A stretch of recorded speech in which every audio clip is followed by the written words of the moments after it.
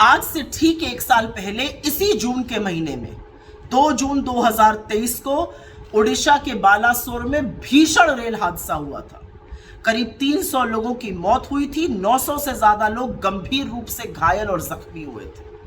आज पश्चिम बंगाल में कंचनजंगा एक्सप्रेस पर मालगाड़ी ने ठोकर मार दी। 15 से 20 लोगों की मृत होने की अभी तक खबर आ चुकी है। लेकिन सवाल यह है कि पिछले एक साल में क्या बदला है, क्या किया गया पिछले एक साल में कि रेल सुरक्षित हो? क्या किया गया कि यात्री को यह ना लगे कि वो गंतव्य तक पहुंचेगा या उसकी लाश या अर्थी गंतव्य तक पहुंचेगी? असल में तो असलियत यह है कि 2014 से अभी तक क्या किया गया। 2014 से 2023 तक सरकारी आंकड़े, क्योंकि असल आंकड़े इससे बहुत ज्यादा है, लेकिन मैं सरकारी आंकड़ों का हवाला देते हुए पूछ रही हूं। 2014 से 2023 तक, मार्च 31 2023 तक इस देश में 1117 ऐसे रेल हादसे हुए जिसमें जान और माल का नुकसान हुआ। मतलब हर महीने 11 हादसे, मतलब हर तीसरे दिन पर लगभग एक हादसा हो रहा था। बड़े बड़े हादसे देखे इस देश ने।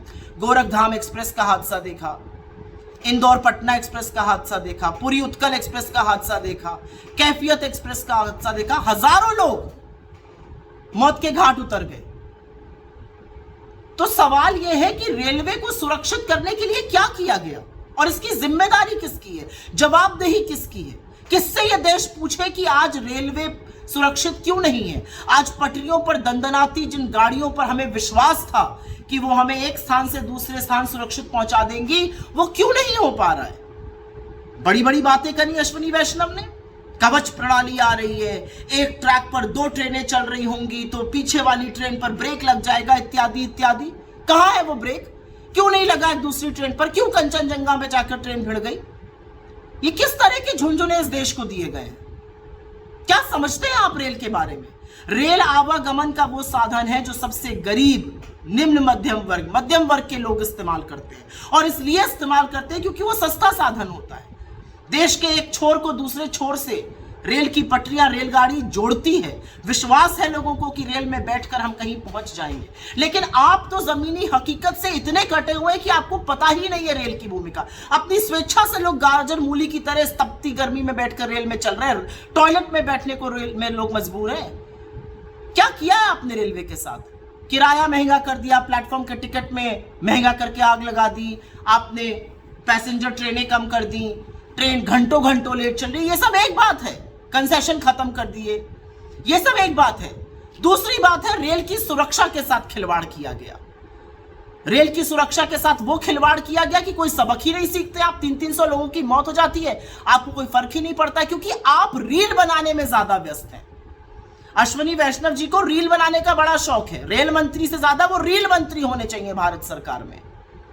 2 टेसू बहाकर रील मत बनाइएगा अब, जैसे बालासोर के वक्त बनाई थी। इसलिए मत बनाइएगा क्योंकि ये देश खून के आंसू रो रहा है अपने लोगों को खोने के बाद। आप पहुंचे हैं पश्चिम बंगाल की उस जगह पर जहां पर रेल हादसा हुआ है। चाहते तो गाड़ी से भी जा सकते थे, लेकिन वीडियो का आपको शौक है, आप बाइक पर बैठ के पहुंचे हैं, जूम जूम करते हुए। बड़ी अच्छी बात है। कैसे लाइएगा उन लोगों को वापस जो इस भरोसे से बैठे थे कि हम अपने गंतव्य पहुंच जाएंगे, लेकिन स्वर्ग से धार गए। प्रधानमंत्री को तो डोमेस्टिक मामलों पे ना बोलने का मन है, ना उनके पास फुर्सत है, वो पता नहीं कहां मशगूल है। आप तो बोलिए, जवाबदेही किसकी है भारतीय रेल के लिए? भारत में ऐसे मंत्री हुए हैं जिन्होंने नैतिक जिम्मेदारी रहते हुए अपने पद छोड़े हैं, उसमें तमाम रेल मंत्री भी शामिल हैं। ऐसे तमाम लोग हैं, लाल बहादुर शास्त्री जी, नीतीश कुमार जी, जॉर्ज फर्नांडिस, मधु दंडवते, माधवराव सिंधिया, ममता बनर्जी, तमाम ऐसे लोग हैं जिन्होंने अपना पद छोड़ दिया। लेकिन आप तो कुर्सी से ऐसे चिपके कि देश त्राहिमाम कर रहा है, रेल में बैठा हुआ यात्री आशंकित है, आप रील बनाने में ही व्यस्त हैं। अरे आप बुलेट ट्रेन लाइए, आप 50 और वंदे भारत ले आइए, लेकिन जो नॉर्मल ट्रेनें हैं जिस पर पैसेंजर बैठकर देश के एक छोर से दूसरे छोर जा रहा है, उसको तो सुरक्षित करिए। उसकी सुरक्षा का क्या इंतजाम है? आज तो लोग ये पूछेंगे बात।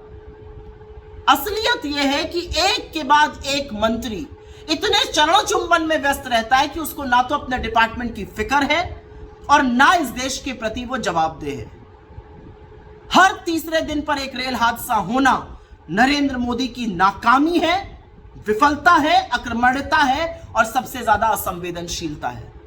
अगर रील बनाने से फुर्सत मिल जाए ना अश्विनी वैष्णव जी, तो थोड़ी रेल के बारे में चिंता कीजिए।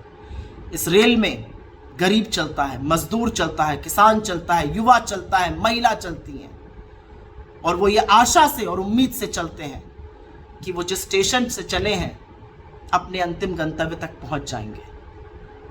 लेकिन अफसोस इस बात का है कि आपके चलते वो हो नहीं पा रहा।